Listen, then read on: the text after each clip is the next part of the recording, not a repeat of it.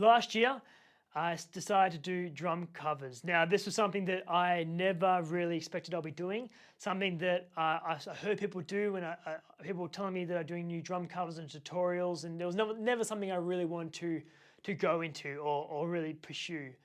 At the time, I was doing session drumming, but obviously with lockdown last year, there was a lot of time on my hands because tours and gigs stopped.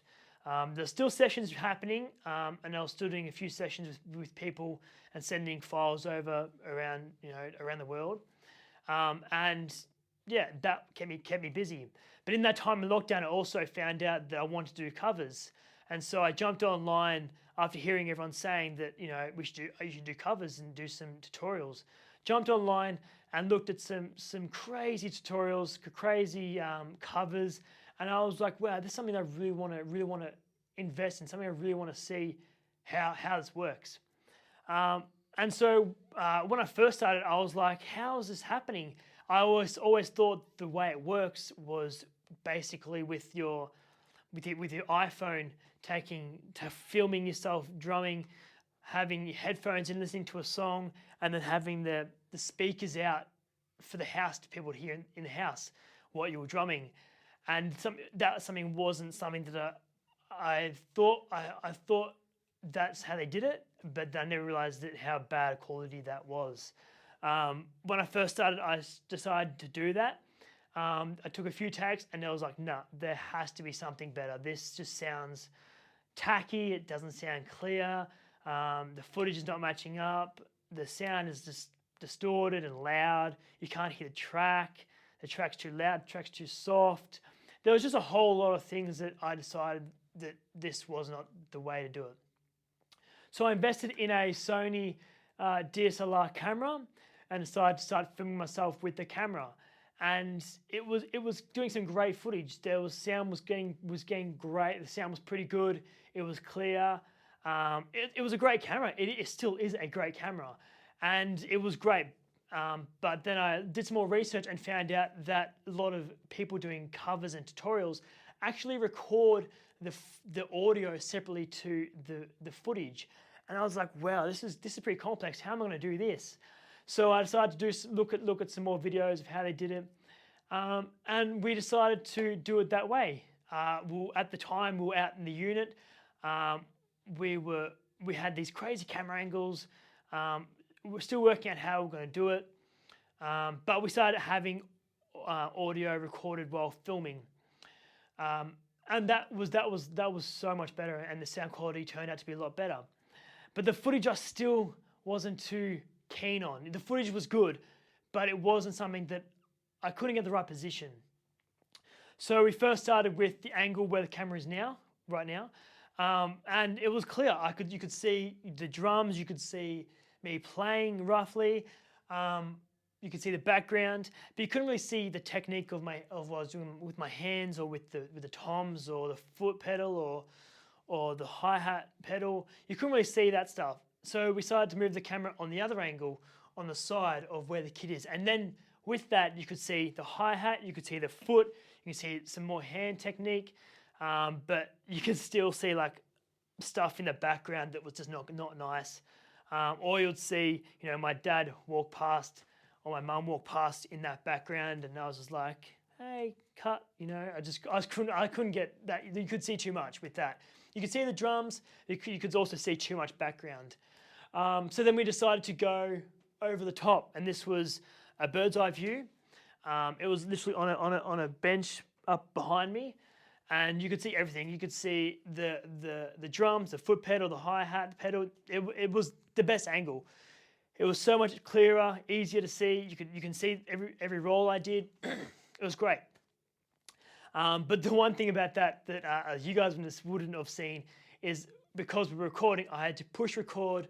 I had to jump up on the desk behind me, push the record button on the camera, jump back down the drums, and everything was too far away to get going, and it was just too complex. And we started getting some good content, but it wasn't what we were looking for. And so while we were doing those while we're doing those what do you call it, using that recording gear and camera out in the unit area of my back of my house, we were getting this built. This is Where to Begin Studios. It's a new studio for all artists, and it's built on my property here. And this is completely professionally built. It's got soundproofing, double plastering and double walls, double glazing windows, just diffusers, the whole works. You know, it's a great soundproofing room for recording video, recording sessions. The whole works. It's got some great attributes. And when we came in here, we decided to get even more professional. So in the unit, we just had a small directly recording directly into the computer, record the camera system. And yeah, it was good, but you couldn't do much with it. You couldn't change much EQing or much volume levels with the recording. It was just very held back. There was not much you can do with the recording on the camera. So when we moved in the studio here, we invested in new gear, including microphones and a sound desk. Microphones, we've got a full kit setup of Shure microphones. We've got a Rode room microphone for atmospheric sound, 2 overhead choir mics that compress the sound a lot better. So the overhead mics have definitely centered more. And then we have obviously as I said, the room mic that gets the atmospheric sound and the more live sort of vibrant sound as well. The desk we're using is a Allen & Heath, and it's got multiple channels, and it is way easier to make a preset. It's a digital desk, obviously, so it's easy to make preset for recording sessions. So all I have to do is literally walk in, push the on button, set the scene, and the whole system is set. And so bringing in here, we also, when we first came in here, we had no lighting. This has been a new thing we've brought in just in the recent drum cover. Recent new lighting we brought in to get that more live sort of performing sort of look to it.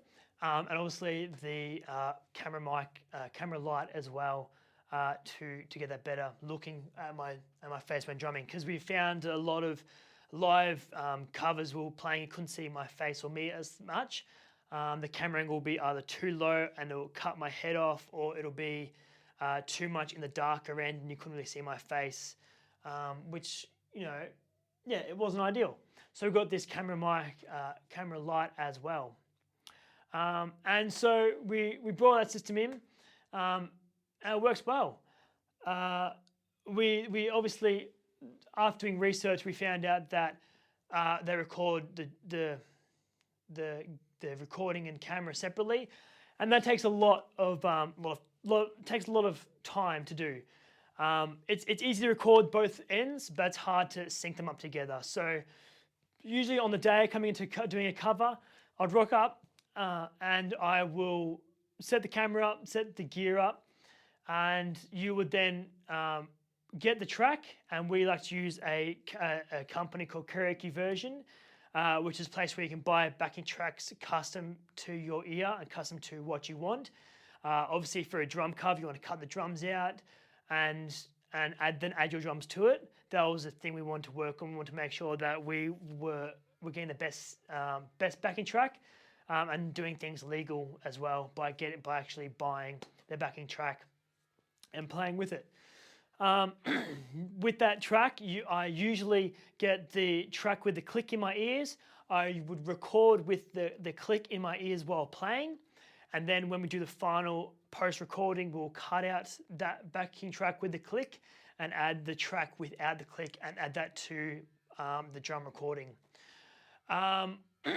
We can also do separate multi-tracks with this website, and just make every little instrument in the actual backing track, maybe more reverb or more EQ, and you can really work with a lot of things with that system.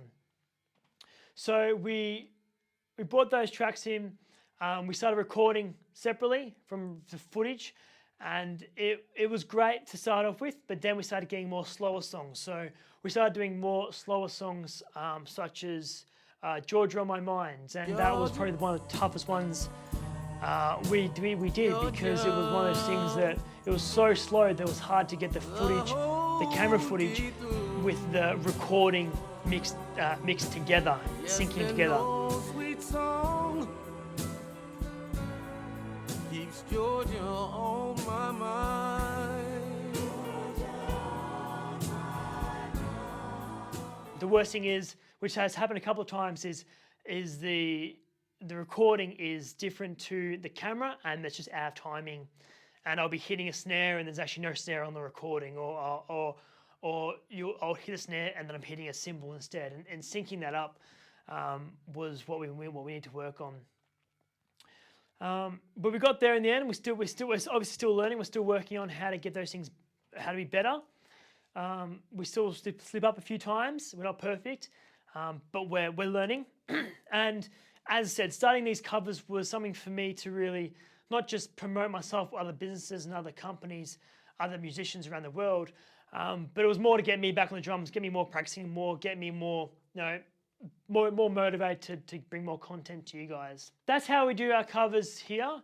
Obviously, this is not. I'm not trying to endorse, doing it our way. Everyone works differently. Everyone does different styles. Everyone does different, recording or footage or doing together.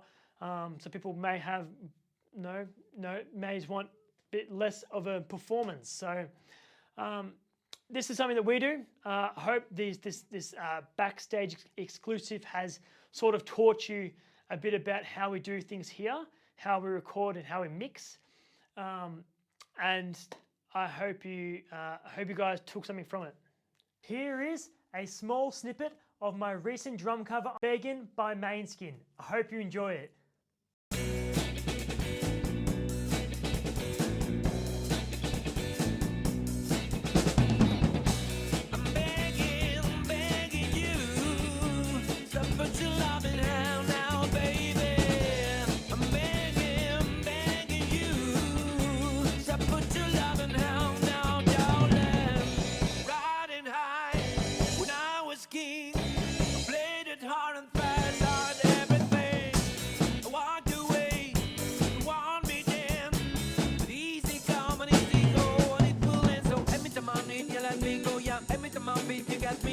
Every time I see you, let me know. But I'm glad I see, just let me go. I'm on my knees when I'm begging.